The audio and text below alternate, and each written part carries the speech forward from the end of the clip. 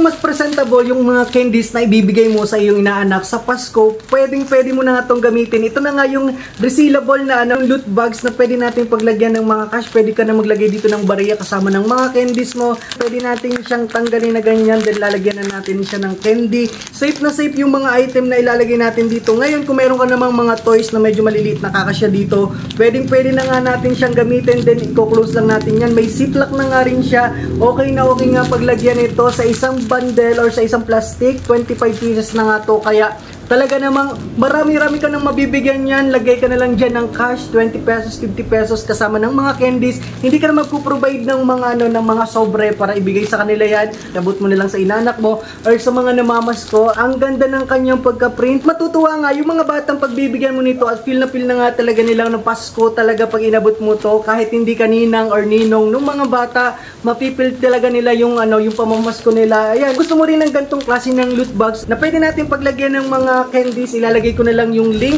sa may comment section or sa may yellow basket. Parang ready na yan. Check out ka na dyan habang may stocks pa. Mababa lang yung presyo nito dyan. I-check mo yan sa yellow basket. Ang ganda ng feedback. 25 pieces na nga yung laman ng isang plastic. Ilalagay ko na lang yung link sa may comment section or sa may yellow basket. Check out na para may lagayan ka na ng candies malapit ang Pasko.